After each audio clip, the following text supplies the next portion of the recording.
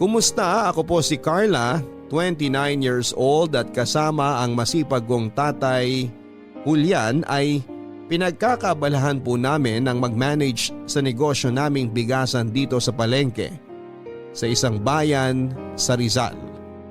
Meron din po kaming sari-sari store na hindi hamak na mas nauna naming tinayo noong araw at masasabi kong blessing para sa aming pamilya.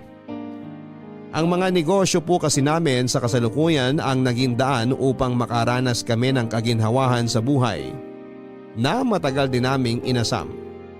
Hindi po kami mayaman, Papa Dudut, at nakaranas po talaga kaming magutom noong araw. Panganay po ako sa 4 na magkakapatid at nagtatrabaho sa auto supply ang tatay ko. Samantalang tindera naman ng pagkain ng nanay ko. Noong maliliit pa kami, masasabi ko na maginhawa ang buhay namin. Nang lumaki na kami, mas nadagdagan po ang mga pinagkakagastosan namin sa bahay. At dahil sa tig-iisang taon lamang po ang pagitan naming magkakapatid, nagsabay-sabay po talaga ang gastusin ng mga magulang namin, lalo na noong nag-aral na kami. Kaya nga bata pa lamang ako, Papa Dudut, ay inobliga na po ako ng nanay ko na sumama sa kanya sa pagtitinda. Sa edad ko noong 10 taong gulang ay naranasan ko ng gumising ng madaling araw para maghango ng mga tanim naming talbos ng kamote na ibinebenta namin sa palengke. Naranasan ko ring mabilad sa araw at maulanan habang naglalako. At kahit na may pagkamahiyain ako ay nagagawa kong kapalan ang mukha ko para makabenta. Kapag hindi naman po kami nagtitinda, ako po ang nakatoka para alagaan ang mga nakababata kong kapatid. Kaya nga masasabi ko na maaga akong na-expose sa realidad ng buhay namin. Mulat po ako sa kahirapan at alam ko rin po ang pakiramdam noon.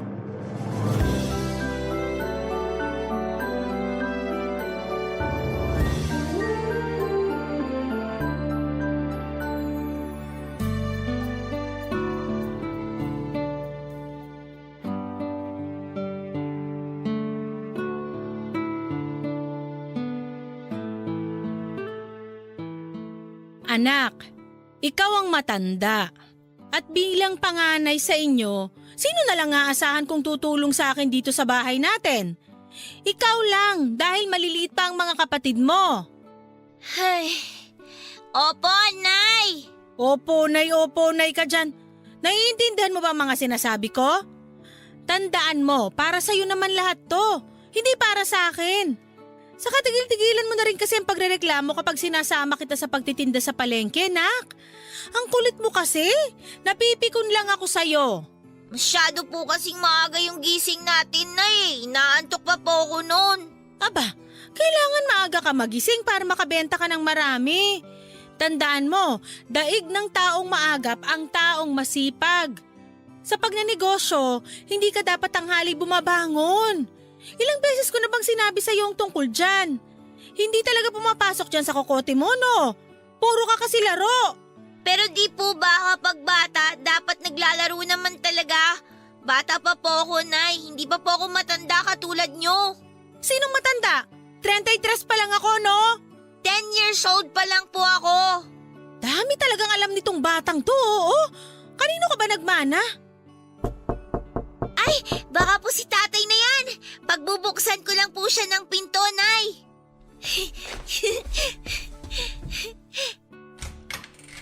Tay! Oh, Mano po? kawaan ka ng Diyos, nak. Akin na po yung bag nyo. Tapos maupo na po muna kayo kasi mukhang napagod po kayo sa trabaho eh. Salamat, Carla. Oo, medyo nangangalay nga ang binti ko kakatayo kanina. Dami kasi naming customer. Hindi ako magkanda o gaga. Ay, namiss ng put ko ang upuan. Mukha nga po, Tay. Sarap ng upo nyo eh. Nagmana talaga sa'yo yung panganay mo, Julian. Tuwing may sinasabi ako, may sagot din siya. Oh, totoo bang sinabi ng nanay mo, nak? Sinasagot mo na naman ba siya? Si nanay po kasi, ang dami-dami na namang sinasabi. Ako pa itong maraming sinasabi, ha? Naku, tatamaan ka na talaga sa aking bata ka. Tay, si nanay oh! Ano ba kasing problema? Bakit nagagalit na naman sa'yo ang nanay mo? Hindi ako nagagalit sa kanya. Pinangangaralan ko lang yung anak mo tungkol sa responsibilidad niya bilang panganay, Julian. Nasasanay kasi. Kung makapaglaro dun sa labas parang wala siyang mga kapatid na dapat alagaan. Tapos panay pa rin ang pagrereklamo kapag sinasama ko sa pagtitinda sa palengke. Wala na talaga ako mapaglugaran sa bata na yan. Nakakakonsumi. Parang gusto ko na lang ibalik sa tiyan ko. Carla nak, hindi mo dapat sinasagot ang nanay mo kapag pinagsasabihan ka niya. Alam mo masama yun, hindi ba? Opo, kaya lang ang kulit-kulit po kasi ni nanay eh. Hindi ko naman po nakakalimutang bantayan yung mga kapatid ko. Pero palagi ko na lang po bang gagawin yun? Paano kapag napagod ako? Hindi po ba ako pwede magpahinga? Tapos kapag sinasama naman ako ni nanay sa pagtitinda, madaling araw po kami umaalis. Inaantok pa po ako noon. Gusto ko pa pong matulog ng mahaba. Sinasabi ko nga sa kanya na walang mararating ang mga tao na tanghali nang nagigising. Paano na siya niya naasenso sa buhay? Sige nga Carla, gusto mo bang matulad sa tatay mo na namamasukan lang? Oh, ba't bigla napunta sa akin? Ginagawa ko lang namang halimbawa yung trabaho mo, Julian, para mas maintindihan ng anak mo. Ang akin, kapag kasi nagkaroon ka ng sariling negosyo, ikaw ang amo. Hindi mo kailangan mamasukan. Kaya nga gusto ko habang bata pa yung si Carla, matuto na siyang dumiskarte sa buhay para naman umunlad siya pagdating ng araw. Ba't di niya ako tularan? Lahat ng pwedeng may benta basta legal, binibenta ko. Darating din tayo dyan, Mercy. Pero sa ngayon, huwag mo na lang muna obligahin ang anak mo kasi bata pa siya. Yan naman kasi ang hirap sa'yo. Imbis na sinusuportahan mo ko, kinukonsinti mo pa yung anak mo. Kaya tingnan mo, nagiging palasagot sa akin. Pambihira naman tong taong to. Sabi sa'yo, tay, grabe maner mo si nanay. Tapos, paulit-ulit pa. Oo nga, kung pwede ko lang sagutin. Kaso pag ginawa ko yun, hahaba pang diskusyon namin. At anong pinag-uusapan niyo mag-ama dyan? Baka gusto niyong pag-untugin ko kayo. Wala po, nay. Siguraduhin niyo lang ha dahil pagbubuhulin ko talaga kayo.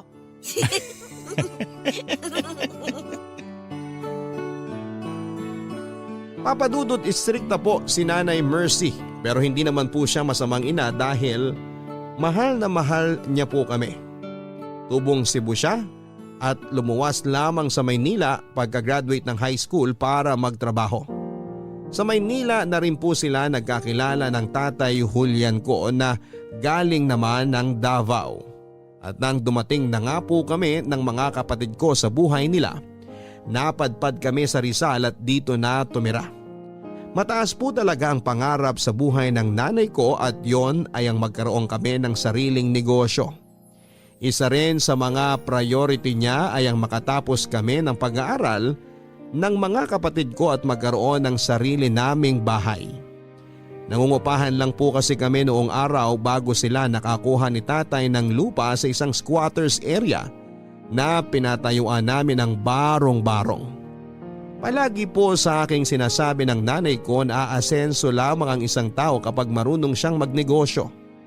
Kaya nga bilib po talaga ako sa kanya dahil napakarami na niyang naitinda na tulad ng mga lutong ulam, karne ng baboy, gulay, isda at mga damit. Basta legal yan papadudot, hindi po inaatrasan ng nanay ko. Kaya lang halos lahat po yun ay panandalian lamang dahil inuutang lang niya ang puhunan.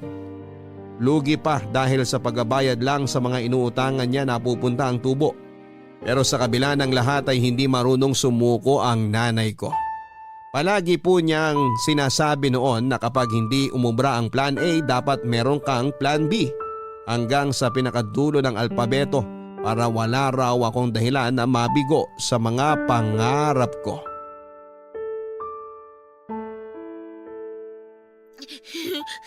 Anong iniiyak-iyak mo dyan? Pinapapasok lang kita, di ba? Masyado ka nang nawiwili sa kalalaro sa labas at nakakalimutan mo na mga gawaing bahay mo. Hindi mo na nga ako tinutulungan sa pagbabalat ng saging para sa lulutuin kong bananak yung napaninda natin. Tapos, ang hirap mo pang utusan kapag tinatawag ka? Ano ba naman yan, Carla? Hindi ka na ba talaga maaasahan? Gusto mo pa talaga yung nasasaktan ka bago mo ako sundin eh. Ngayon na nga lang po ako lumabas nagagalit pa kayo. Abay, sinong di magagalit? Sige nga.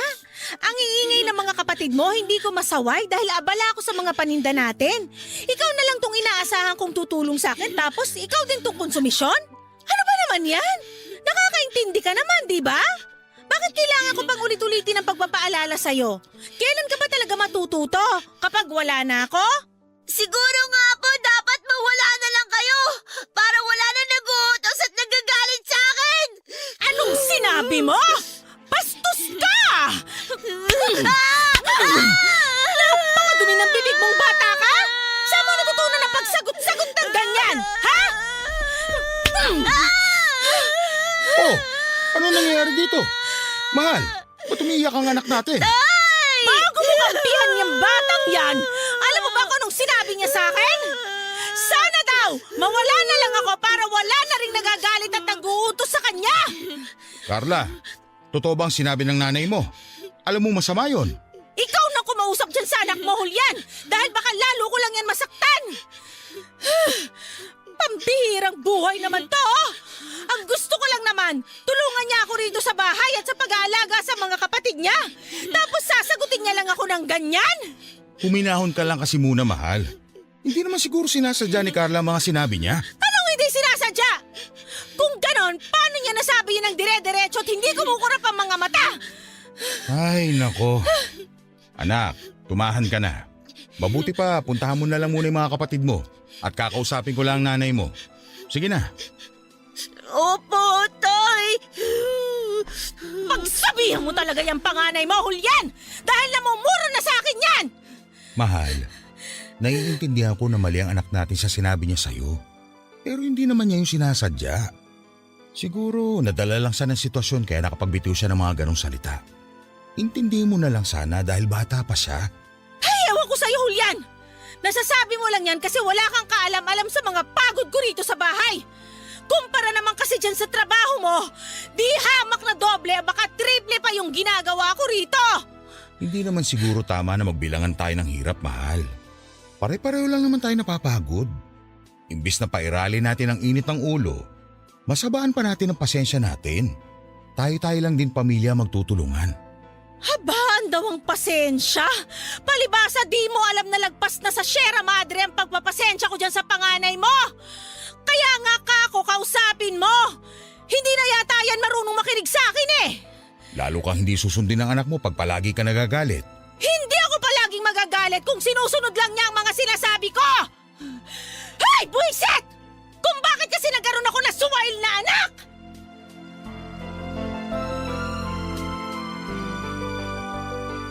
Hindi naman po talaga ako mabait na bata noon, Papa Dudut.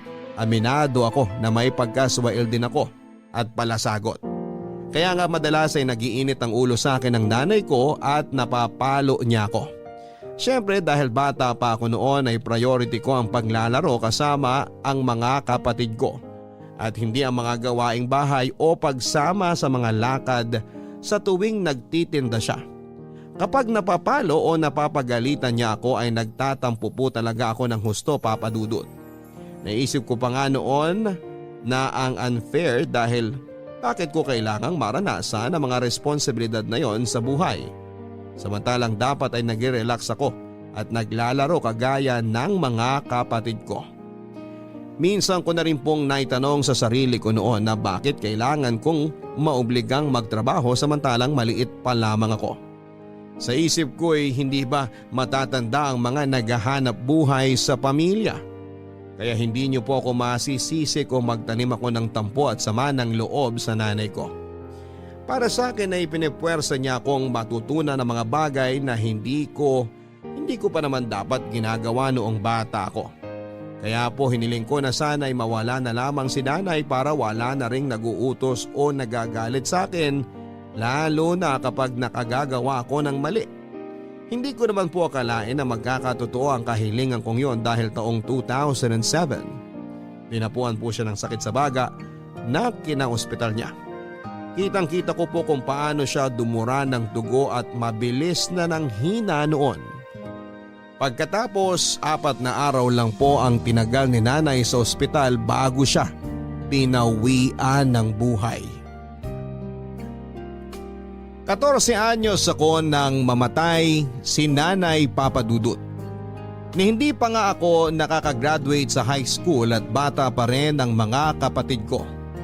Wala po kaming kaalam-alam na paano mabuhay dahil biglaan po ang nangyari.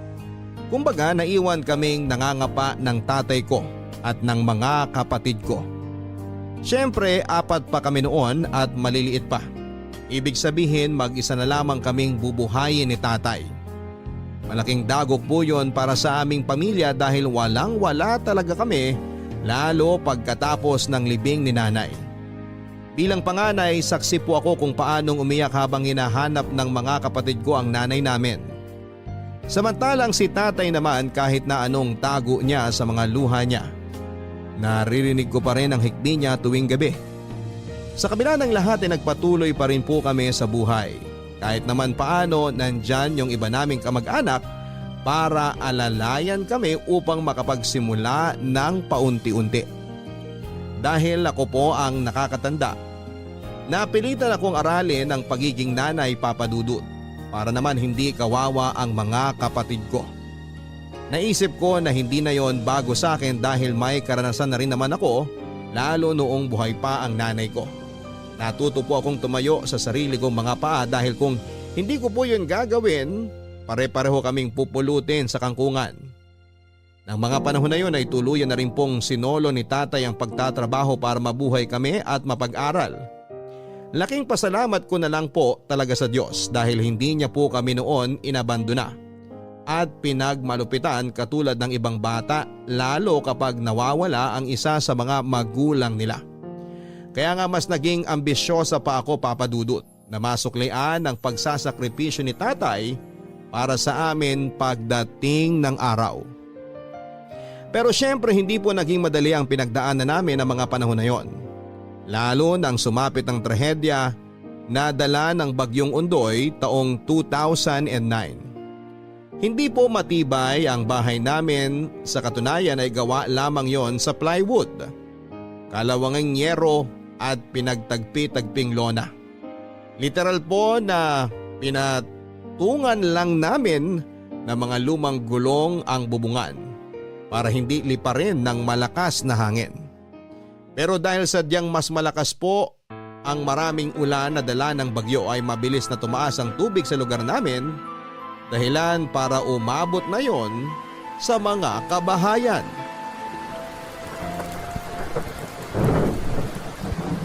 Tay! Pinapasok na po ng tubig ang bahay natin! Halika, tulungan mo ko ilagay itong damitan nyo sa mesa bago pa abutin ng baha. Ayan, Tay!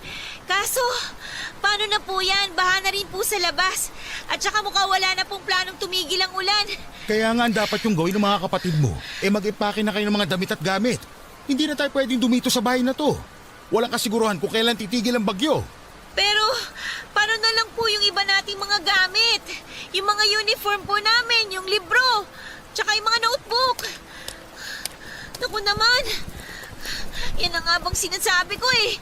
Tingnan nyo tayo, basang-basa na po itong mga notebook ko sa school. Naku, yung mga sapatos po namin, Tay, pati yung mga bag. Ano ba naman yan? Uunahin mo pa ba yan kaysa sa pinagagawa ko sa'yo? Ano ba, Carla? Kailan ba makikinig sa mga sinasabi ko? Nakikinig naman po ako. Pero nanghihinayang din ako sa mga gamit ko na nabasa.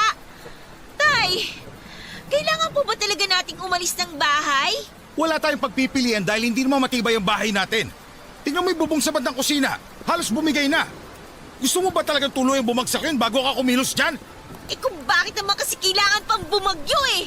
Gawin mo na lang ang mga sinasabi ko kaysa magreklamo ka dyan. Importante ang bawat minuto. Huwag mo aksayahin. Sabihin mo na mga kapatid mo rin sa labas. Malamang sa lakas ng boses nyo, narinig na po nila. Yan ang nga ba sinasabi ko? Sa sobrang kalawangin ng yero natin, bumigay na. Teka nga, pupuntahan ko't baka may kung anong nabagsakan. Tay, ano ba? Bumalik nga kayo rito! Titignan ko lang kung ano yung nabagsakan. Baka may maisalba pa ako. Ay, wisit tong bagyo na to.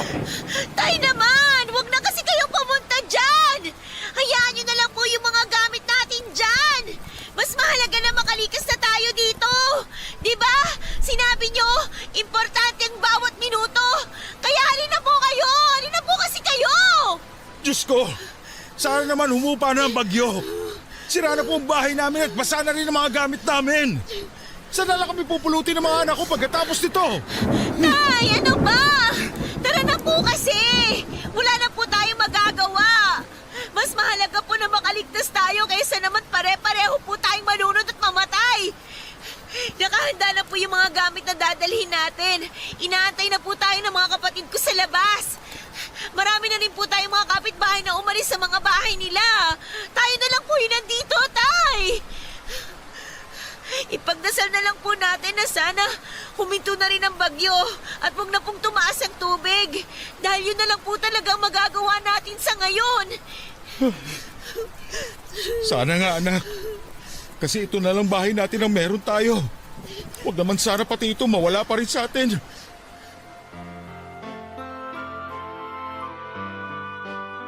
Napilit ng kaming lumikas at mabuti na lang po dahil ang bilis na naglagpas tao ang baha doon sa amin.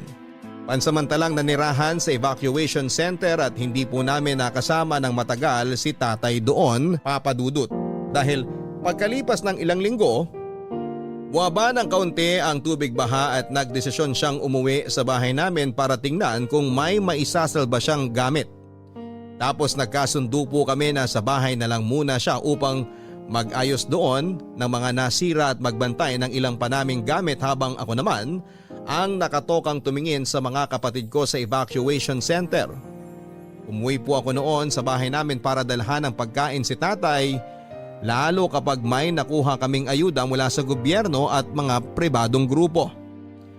Papadudot, isa po yun sa mga pinaka hindi ko makakalimutang alaala ng kabataan ko dahil naranasan ko pong maging desperado para lamang makakuha ako ng ipanlalaman ng tiyan namin.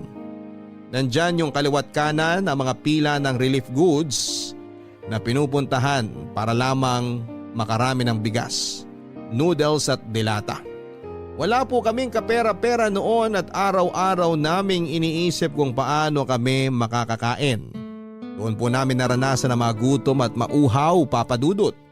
Lalo pat walang katiyakan ang bawat sandali sa buhay namin ng mga panahon na yon. Tay, tingnan nyo, ang dami ko nakuhang delata. Bigas tsaka noodles. Madami po kasi akong pinuntahan at pinilahan kanina kaya sobra-sobra po itong dala ko. Masyado naman marami tong inuwi mo sa akin. Baka naman wala na kayo makain doon, ha? Huwag po kayong mag-alala, meron po. Tsaka hindi po ba kayo nakikinig? Nakarami po ako ngayong araw. Ang dami ko pong pinilahan, Tay.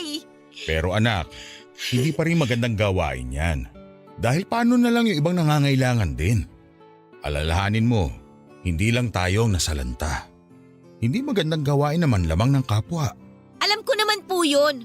Pero sa panahon ngayon, mas uunahin ko pa po ba silang isipin? Tsaka hindi po panlalamang ang tawag doon. Diskarte, Tay. Ay, nako, may iba nga dyan, sobra-sobra pang nakukuha, pero mukhang hindi naman sila nakukonsensya. At tsaka, ngayon ko pa po ba talaga iisipin yon? Samantalang apektado rin tayo? Ayoko naman na kapag humingi ng makakain ng mga kapatid ko, wala akong maibigay. Pasensya ka na, anak, ha? Kasi nararanasan niyo ang mga pagsubok na to. Pasensya ka na rin dahil mahirap lang tayo at walang pera ang tatay niyo. Pero sana, kahit na ganito nangyayari sa atin, wag na wag ka pa rin sumuko. Naniniwala naman ako na hindi tayo bibigyan ng pagsubok ng Diyos na hindi natin kayang lagpasan. Ay, sa totoo lang, Tay, gabi-gabi ko pong tinatanong ng Diyos kung bakit kailangan pa niya tayong bigyan ng ganitong klaseng pagsubok sa buhay. Hindi na po ba siya naawa sa atin? Hindi naman tayo mayaman na. Hindi naman malaki at hindi matibay ang bahay natin. Pero hinayaan pa rin niya na sirain ito ng bagyo. Tapos wala rin tayong pera kasi nga hindi rin naman kayo nakakapasok sa trabaho. Paano na lang tayo makakaahon nito kung sobra niya tayong nilubog? Pinarurusahan po ba tayo ng Diyos, Tay? Kaya natin pinagdadaanan yung mga pagsubok na ganito? Anak, hindi tayo pinarurusahan ng Diyos dahil hindi siya ganoon. Kung hindi, sige, anong tawag niyo sa nangyayari sa atin? Sobrang hirap na nga po ng buhay natin eh. Tapos parang lalo tayong pinahihirapan. Kung mahal talaga tayo ng Diyos at kung may dahilan siya kung bakit niya tayo sinusubok, sana naman tulungan niya rin tayo malagpasan ng mga pinagdadaanan natin. Kasi tay, nakakapagod na po talaga sa totoo lang eh. Ang totoo niyan, ilang gabi na rin po akong hindi makatulog ng maayos dun sa evacuation center dahil mainit tsaka maingay. Mayat maya may mga bata nag-iiyakan. Tapos hindi rin naman masaway ng mga magulang nila. Malamok din po doon. Kaya nga lagi kong pinagsasabihan yung mga kapatid ko na magsuot ng mahahabang damit pang proteksyon. Tsaka tay, alam nyo ba, ang hirap-hirap din po ng tubig doon. Hindi ko na nga matandaan kung kailan ako huling naligo eh. Tapos pila-pila pa sa CR. Yung bang tipong puputok na yung pantog ko, hindi pa rin ako nakakaihi. Kung lalaki nga lang siguro ako tay, baka umihi na ako sa ilalim ng puno. Kaso nga hindi, kaya doble pa sakit. Kung may pagpipilian lang po talaga kami, babalik na lang kami dito sa bahay natin. Gustuin ko man na pabalikin kay Rito sa atin. Alam mo hindi pa pwede. Sinaga ko na nga lang na gumawa ng tungtungang sahig. Para naman kahit papano may mahigaan ako. At mataas pa rin ang tubig dito sa atin. Bahain kasi talaga ang lugar na to eh. Ang magagawa na lang natin, maghintay kung kailan bababa ang tubig para makauwi na rin kay Rito ng mga kapatid mo. Pero anak, habang hindi pa nangyayari yun, kailangan pa nating dagdagan ng pagtitiis. Alam niyo, tay, bilib po talaga ako sa fighting spirit niyo. Kumbaga, nagagawa niyo pa rin po maging positive sa kabila ng mga pangit na sitwasyon. Yun bang tipong hindi kayo nawawala ng pag-asa na darating din ang mabuting bagay sa buhay natin? Alam mo kasi anak, sa dami ng hirap na napagdaanan ko at napagtagumpayan sa buhay na to, nakabisado ko na yata ang dapat isipin at gawin. Oo, normal na panghinaan tayo ng loob. Kasi tao lang naman tayo. Hindi sa lahat ng oras matatag tayo. Pero alam mo ba kung ano mga natutunan ko kapag sinusubok tayo? Ano po? Na lumilipas din ang mga bagay-bagay. Ibig sabihin, hindi tumitigil ang ikot ng mundo kahit na dumaan tayo sa mga mabibigat na pagsubok sa buhay. Hindi naman palaging ganito ang sitwasyon natin anak. At matibay ang paniniwala ko na magiging maayos din ang lahat. Huhupa ang baha. Makakabalik kayo rito sa bahay natin at magsasama-sama tayo. Kung kailangan natin magsimula sa wala para magkaroon, gawin natin. Hindi tayo pwedeng sumuko ng hindi lumalaban.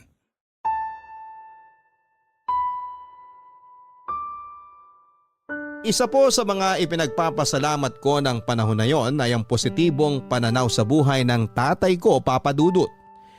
Na kahit mahirap ay maraming pagsubok at wala kaming kaidea-idea sa hinaharap ay palagi pa rin po siyang umaasa na merong mabuting mangyayari.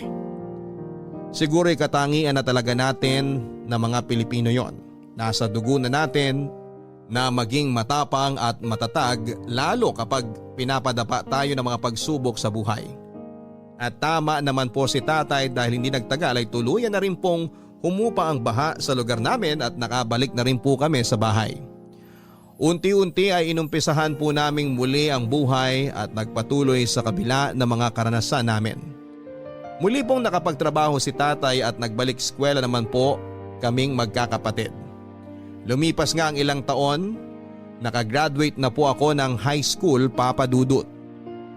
Si tatay na lang po ang umattend ng graduation ko dahil wala na po si nanay. Natatandaan ko nga po kung paano siya sobrang naging proud sa akin dahil nakapagtapos ako. Pero hindi niya alam na pareho kami ng nararamdaman. Proud din ako sa kanya dahil kinaya po niyang suportahan ang pag-aaral ko sa kabila ng hirap na pinagdaraanan namin. Doon ko po naisip na magtrabaho na lamang muna at tumulong sa mga gastusin namin sa bahay imbes na tumuloy sa college dahil may mga kapatid pa rin po ako nag-aaral, Papa Dudut. Isang taon din po akong huminto para magserbedora sa isang kantin sa Cubao. Kumikita po ako noon ng 200 kada araw na siya namang iniipon ko at ibinibigay kay tatay kapag umuuwi ako sa amin. Bukod doon ay nagtrabaho rin po ako bilang pump attendant sa isang gasoline station ng ilang buwan. Taong 2011 ay nagdesisyon po si tatay na pag-aralin na ako sa kolehiyo. At kahit naiisipin na naman niya ang pang-tuition ko ay naging desidido po siya na matupad ang pangako niya kay nanay na pagtapusin kami ng pag-aaral. Kaya nga para may pansuporta sa mga gastusin ko sa school ay nag-alaga po si tatay ng baboy na siyang ibinebenta niya tuwing ika-4 na buwan. Sakto sa pagsisimula ng bawat semestre noong nasa kolehiyo ako. Noong araw ay hindi pa naman po ipinagbabawal ang backyard piggery kaya hindi naman isyu ang pag-aalaga namin ng 1 hanggang 2 baboy papadudot. Bukod doon ay palagi namang pinapanatili ni tatay na malinis ang babuyan namin upang walang magreklamo sa baho na maaaring manggaling sa babuyan namin. Pagdating naman po sa kinakain ng mga alaga namin, bukod sa feeds na hindi namin kayang ibigay araw-araw kasi mahal, hinahaluan namin yon ng kaning baboy. Pero hindi po kami yung tipo na nangongolekta sa mga bahay-bahay dahil meron pong malapit na dam site sa lugar namin kung saan ay tinatapon ng basura mula sa mga restaurant at palengke. Sa maniwala kayo o sa hindi papadudot, naranasan ko pong sumama sa tatay ko para manguha ng pagkain ng baboy sa basurahan kung saan marumi, mabaho at madalas ay bilad po kami sa ilalim ng araw. May mga pagkakataon din po na hindi ko mapigilang mainggit sa mga alaga naming baboy dahil ang sasarap na mga pagkain nila na nakukuha namin sa dam site. Katulad na lamang ng manok, gulay at isda, tinapay at prutas at kung ano-ano pa. Doon ko rin po napatunayan na ang daming pagkain ang sinasayang ng mga taong may kakayahang bumili noon. Hindi nga nagtagal ay hindi na lang po yung mga alaga naming baboy ang kumakain ng mga pagkaing nakukuha namin sa dam site. Ipinanlalaman siya na rin po namin yon ng pamilya ko. Lalo kapag pwede pang piliin at hindi pa masyadong sira. Kung tawagin ay pagpag kung saan ay hinihimay namin ang karne at niluluto muli para ulamin. Hindi ko po ikakahiya ang karanasan namin yon, papadudot. Dahil kung hindi namin ginawa yun noong araw ay tiyak na mamamatay kami sa gutom.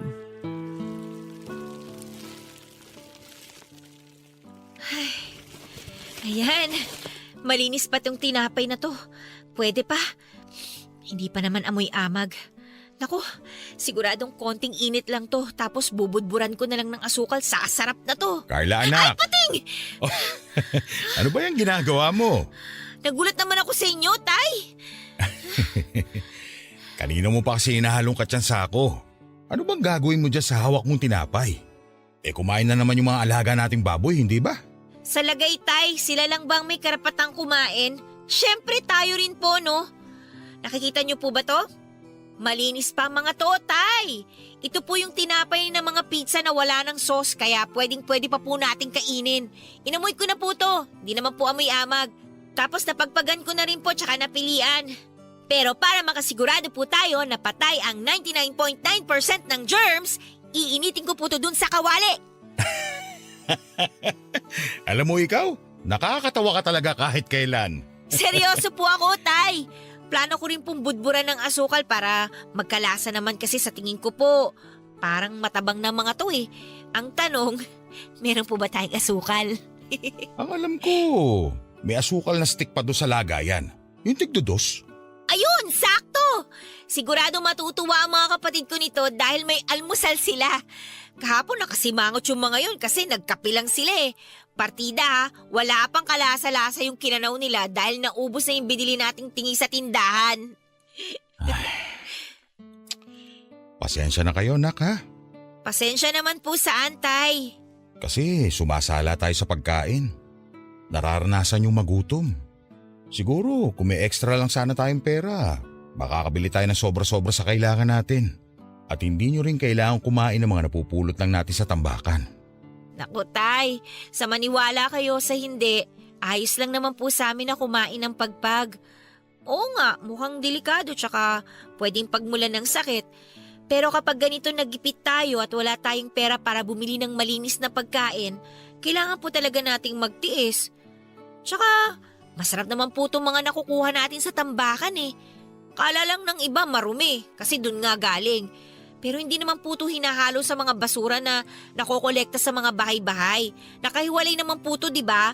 Ibig sabihin, meant to be po talaga na ipanlaman tiyan. Salamat anak. Dahil naiintindihan yung magkakapatid ang hirap ng buhay natin. Dalangin ko na lang na sana maging ligtas sa anumang uri ng sakit ang mga pagkain na yan. Kung tutuusin, biyaya pa rin yan mula sa Diyos at dapat pa rin nating ipagpasalamat.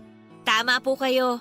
Kapag po dumating yung araw na may kakayahan na po tayong bumili ng malinis na pagkain, hinding-hindi ko pa rin po makakalimutan ang lasa ng pagpag. At hindi ko rin po ikakahiya na sabihing naranasan nating kumain ito para may panlaman tiyan. Sana nga dumating yung araw na yon. Yun bang hindi na natin po problemahin kung saan tayo kukuha na makakain? Kaya nga po nag-aaral ako mabuti para kapag nakapagtapos na ako, magkakaroon ako ng disenteng trabaho nang sa ganon kumita rin ako ng maraming pera.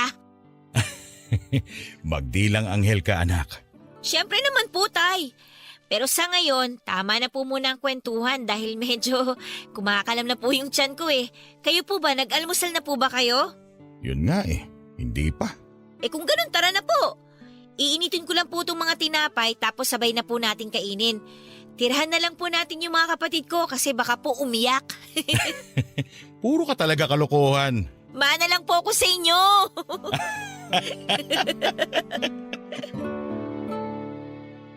Nang mga panahon na yon ay hindi na kayang pagsabayin ni tatay ang pagtatrabaho niya sa auto supply shop at pag-aalaga ng baboy. Madalas na siyang napapagod at nagkakasakit kaya naisip niyang mag-resign na lamang upang matutukan ang munti naming kabuhayan.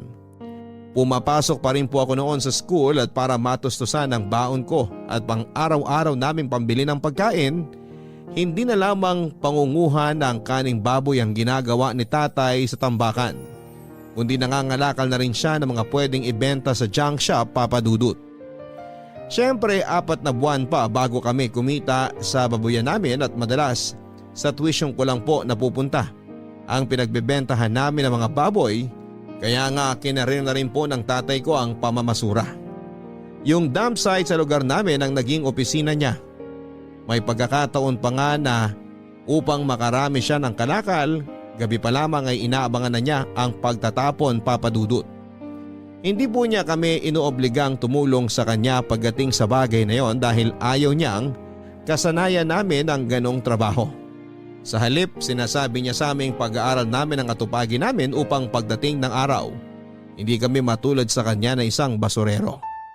Yun po ang mga salita niya na tumatak sa aking isipan at naging inspirasyon upang magpursiging makapagtapos ng pag-aaral. Nagdaan pa ang ilang taon, nagkatotoo naman ang pangarap ng tatay ko nang graduate na ako sa kolehiyo. Ano pong sabi niyo, Tay? Buntis si Kimberly? Oo, yun ang binalita niya sa akin kanina. Sabi niya, ako na lang din magsabi sa'yo. Aba, ayos din ah. Teka, nasa na ba yung babae na yan para masabunutan ko? Carla anak, bakit mo naman gagawin yun kay Kimberly? Saka, bakit ganyan na lang ang reaksyon mo? Hindi ka ba natutuwa na magkakaroon ka na ng pamangkin? Tingnan niyo yung mukha ko, Tay. Tong mukhang to, Tay. Masaya ba sa tingin niyo? Hindi kita maintindihan. Pwede bang ipaliwanag mo kung bakit nagkakaganyan ka? Sino ba naman po kasi ang matutuwa sa pinaggagawa niya? Nung isang araw lang nag-usap kami ni Kimberly na tutulong muna siya sa pamilya natin pagka-graduate niya ng college. Para naman kahit paano mapagawa natin tong bahay natin. Dahil kung yung sweldo ko lang po nga aasahan, wala pong mangyayari sa atin. Alam niyo yan, Tay. Tapos, bigla-bigla na lang sasabihin niya na buntis siya.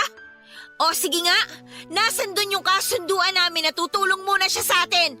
Pero nak, nasa tamang edad na rin naman ang kapatid mo.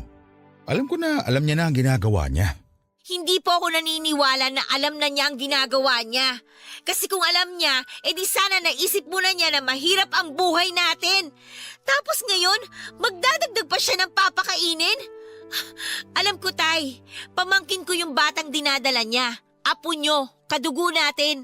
Pero wala pa naman po siyang kakayahan at saka sapat na pera para tustusan ang mga gastusin sa pagpapalaki ng anak niya. Ni hindi pa nga siya nakakapag-apply ng trabaho eh. Nagpabuntis na kagad siya ilang linggo pagka-graduate niya. No, pakasarap niya talagang sa bunutan. Ay, nandyan na yan. Wala na tayong magagawa. Hindi naman pwedeng ipalaglag ng kapatid mong anak niya dahil konsensya niya yun. Sino po bang may sabi na dapat ipalaglag yung baby? Siyempre ang ending, tatanggapin pa rin naman po natin yung bata dahil nandyan na nga, di ba? Tay, ang sa akin lang... Ang akin lang naman, sana man lang naisip niya yung pamilya natin at yung buhay natin. Kasi sa nakikita ko, gusto lang tumakas ni Kimberly sa responsibilidad bilang anak niyo kaya nagpabuntis siya. Tay, kahit saang anggulo niyo tingnan, ang unfair nun. Palagi na lang po ba na tayong dalawang mag-a-adjust? Sorry kung ganito po ako mag-isip kasi ang buong akala ko, matutulungan na niya ako para mapaayos tong bahay natin. Kaso mukhang mali pala ako. Naiintindihan ko ang pinanggagalingan mo, nak. Hindi mo kailangang humingi ng sorry. Kayo ba, Tay? Ayos lang ba talaga sa inyo na basta na lang binalita ni Kimberly na buntis siya? As in, ayos lang sa inyo? Hindi man lang ba kayo nainis o nadismaya? Aaminin ko, nalungkot ako. Pero hindi ko kayo pwedeng obligahin ng gampanan ng responsibilidad na ayaw nyo, anak. Kung totoo nga na tinakasan ng kapatid mo ang obligasyon niyang tumulong para maipaayos ang bahay natin, hayaan na lang natin siya. Dahil buhay naman niya yun. Sana hindi na lang siya nangako kung hindi naman niya kayang tuparin. Ikaw din. Kung napapagod ka na, wala namang kaso kung hindi natin maipaayos ang bahay. Alam ko marami ka na rin sinakripisyo para sa pamilya natin. Kung gusto mong bitawan na yung responsibilidad para mapagtuunan mo ang sarili mo, gawin mo, nak. Ayokong obligahin ka sa mga bagay na hindi mo na gusto. Choice ko na po to, Tay. Ibig sabihin, ginusto ko to. Ang kailangan ko lang, tulong mula sa mga kapatid ko. Dahil kung ako lang, kung tayo lang, hindi po natin kaya. Tsaka gano'n naman ang pamilya, di ba? Nagtutulungan, walang iwanan. May mga bagay sa buhay na nangyayari na lang basta-basta, pero hindi ibig sabihin wala yung dahilan. Anak, pwede nating isipin na parte lang to ng mga plano ng Diyos sa atin. Palagi na lang po bang plano niya? Paano naman po yung mga plano natin? May mga pagkakataon na higit na mas mabuti ang Kanya kesa sa atin. Palagi mo yung tatandaan. Hindi man natin maintindihan ang mga plano niya sa ngayon, naniniwala naman akong hindi niya ibibigay kung hindi sa atin ukol. Ipagpasa Diyos na lang natin ang lahat sa ngayon para mapanatag ang kalooban natin.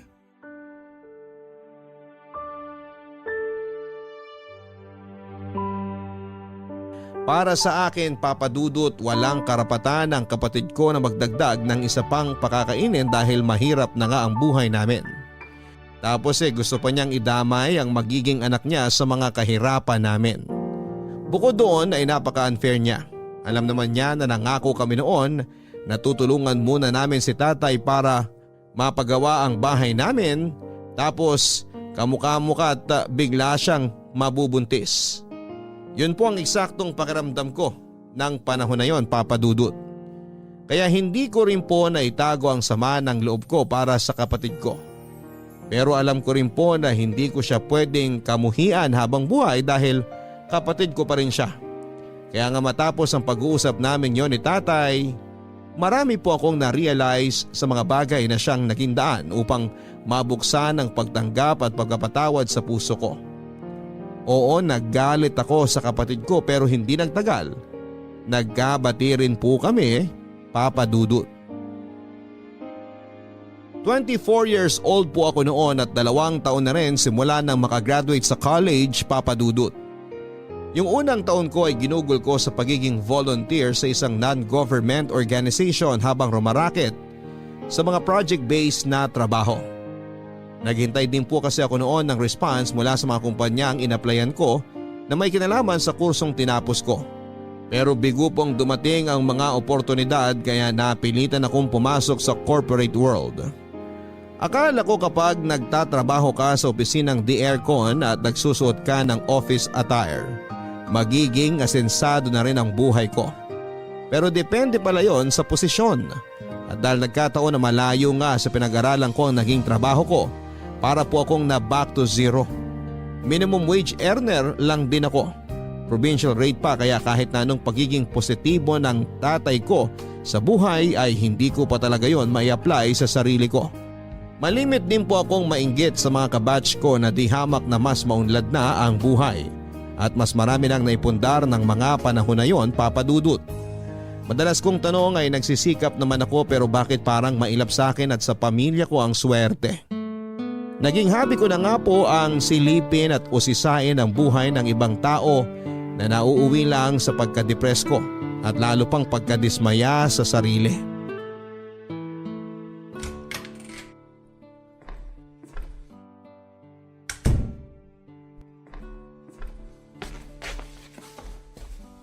Mano po, Tay? Kaawaan ka ng Diyos, nak. Ay, Tay. Sumeldo na po pala ako pero baka po kulangin ang maibibigay ko kasi hindi ko na naman nakumpleto yung cut-off eh. Yun po kasi yung nagkasakit ako tsaka umabsent ako ng ilang araw. Pasensya na po kayo ah. Wala namang kaso yun. Hindi mo naman kontrolado ang sitwasyon. Kung hindi lang po sana ako nagkasakit, di hindi rin ako absent. Buwisit talaga tong katawan na to. Kung kailan dapat maging malakas tsaka manghihina. Anak, ano ba yung pinagsasabi mo? Bakit ganyan mo na lang sisihin ang sarili mo? Ano po magagawa ko kung pakiramdam ko kulang na kulang pa rin ang lahat ng effort ko? Nakakainis naman po kasi eh. Kung sana naging mas matalino lang ako o kaya naging mas maganda, baka may narating na ako sa buhay. Kaso hindi. Ganito lang ako, sakto lang.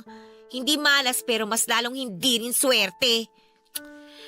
Alam nyo, mabuti pa yung mga classmate ko nung college. Mga asensado na sa buhay ngayon. Yung iba nga nakakabili na ng bahay tsaka lupa. May kotse na tsaka pa-travel-travel na lang. Samantalang ako, eto, nagtitiis sa kakarampot na kita at nagpapakamatay sa ka-OOT para madagdagan ng sweldo.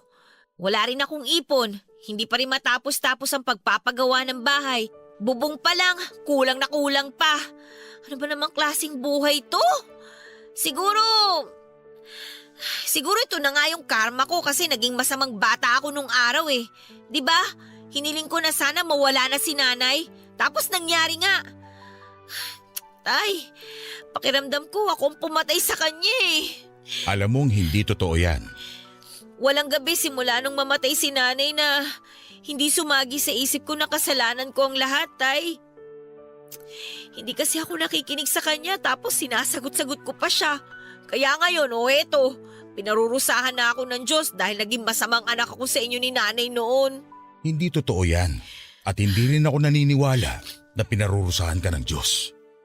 Carla anak, oo, maagang kinuha sa atin ang nanay mo. Namatay siya pero hindi mo kasalanan yun. Wala sa atin na may kontrol ng mga mangyayari. Anong malay natin? Hanggang dun na lang talaga ang ilalagi ng nanay mo sa mundo. Kaya nga po nagsisisi na ako ng gusto. Kung kaya ko lang ibalik ang nakaraan, hindi na ako magiging suwail na anak. Minsan, tinatanong ko yung sarili ko, galit kaya sa akin si nanay? Hindi galit sa'yo ang nanay mo. Alam ko yun dahil kilala ko siya. Mahal na mahal ka niya. Kayo ng mga kapatid mo. Kaya wag na wag mong iisipin ang bagay na yan. Sa katunayan, alam ko rin na sobrang proud siya sa'yo anak.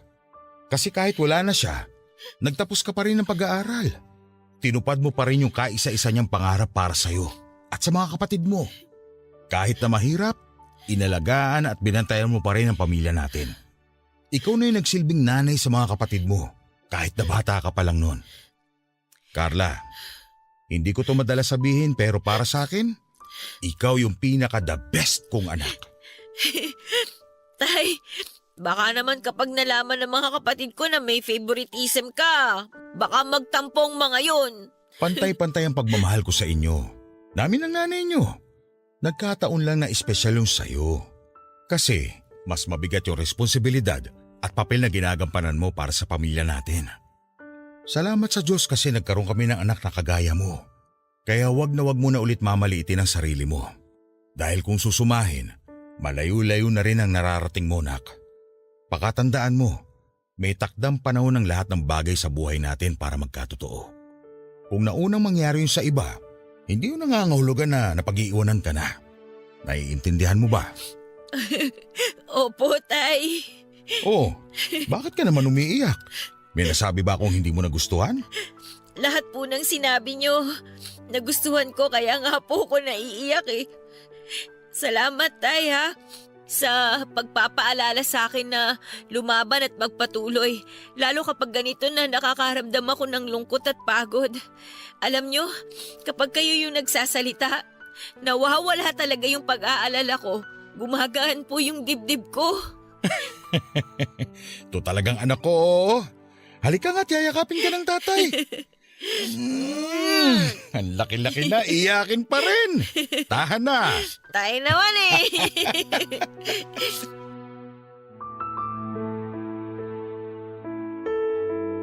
Mahirap po talagang pagtuunan ng sarili nating progreso kapag abala tayong subaybayan ng buhay ng ibang tao.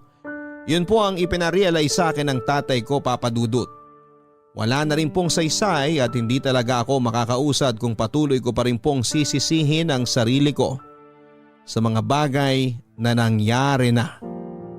Totoo po na hindi natin kontrolado ang mga pagsubok na ibinabato sa atin ng buhay. Pero wala rin po tayong hindi kakayanin basta kasama natin ang Diyos. Kaya nga kahit mahirap, malubak ang daanan, masalimuot at mabagal, gumigising po ako sa araw-araw dala-dala ang matibay na paniniwala na darating ang takdang panahon na magbubunga rin ang lahat ng sakripisyo namin. Nasa ganun po kaming phase ng buhay namin nang maalala ko ang lahat ng itinuro sa akin ni Nanay Papa Dudut tungkol sa pagninegosyo at diskarte. Kaya agad-agad ay nagtayo po kami ni tatay ng sari-sari store mula sa maliit na puhunang na itabi ko sa mga sweldo ko. Iniwasan po talaga namin ang magsimula sa utang dahil mahirap umasenso kapag ganon. Kaya kahit maliit ang tubo namin sa aming tindahan, mas mabuti na yon kesa mapunta lamang sa pagbabayad utang sa ibang tao. Hindi nga nagtagal, Papa Dudut.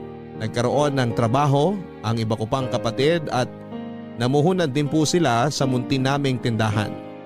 Tapos ay dumami rin po ang mga binibenta naming goods at lumaki na rin po ang kinikita namin sa pang-araw-araw. Nagpatuloy pa po ang magandang karera namin sa pagninegosyo sa paglipas ng mga taon.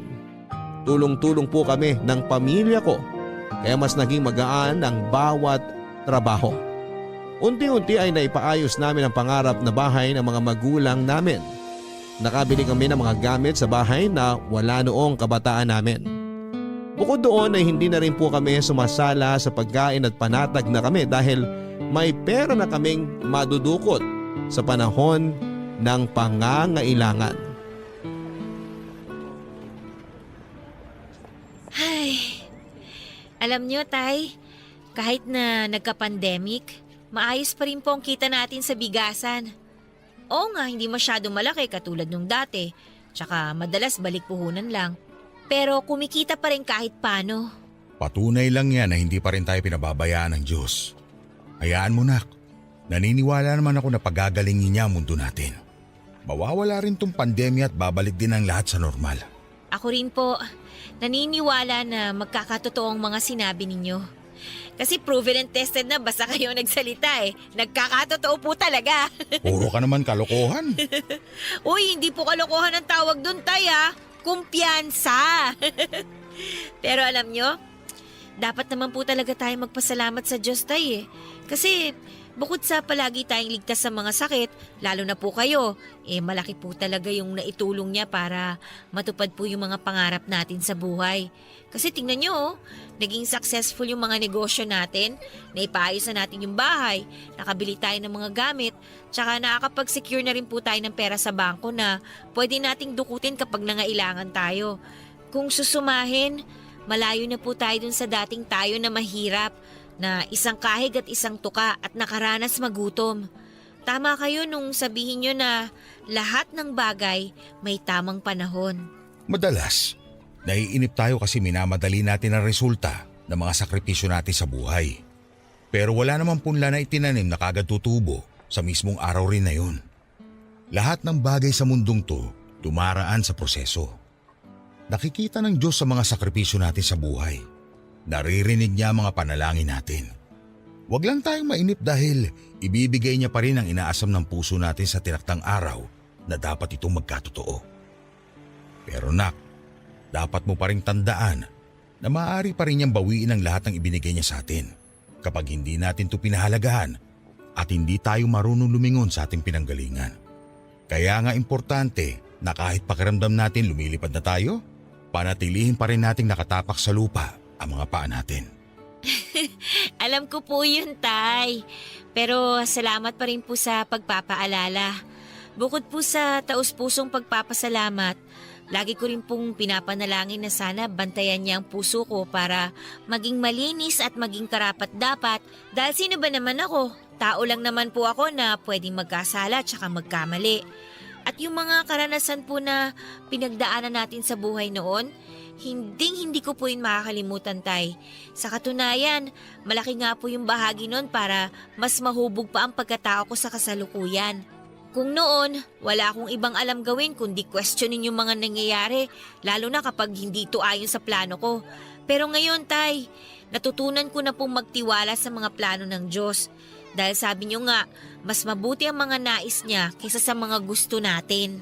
Kung maririnig lang na magiging anak mo ang kwento ng buhay natin, sigurado magiging proud sila sa'yo dahil kinaya mo. Teka, sandali. Maisingit lang ha. Kailan mo ba plano mag-asawa? Baka nakakalimutan mo. 55 anyos na ako, Carla. Wala pa rin ako nagiging apo sa'yo. 28 ka naman na. Nasa tamang edad na para lumagay sa tahimik. Tay, darating din po tayo dyan. Pero sa ngayon po, hindi ko pa po talaga priority ang bigyan kayo ng apo. Sorry po, no offense ha. Pero may apo na naman kayo kay Kimberly kaya ayos na po yun. Ewan ko sa'yo, dami mong alam. Mana lang po ako sa inyo.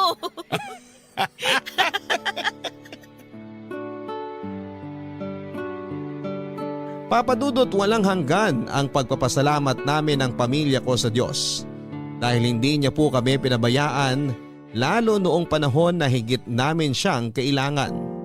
At kahit na marami kaming pagsubok sa buhay na pinagdaanan, alam namin na wala kaming hindi mapagtatagumpayan basta kasama namin siya. Ito po ang eksaktong pakaramdam ko sa ngayon na sana ay magbigay din ng inspirasyon at pag-asa sa ating mga kabarangay na dumaraan din sa mga mabibigat na pagsubok sa kani-kanilang buhay. Palagi po nating tandaan na huwag nating tuparin ang mga pangarap natin ng mag-isa. Palagi po nating isasama ang Diyos at sigurado lalo niya tayong pagpapalain at bibigyan ng mga pagtatagumpayan.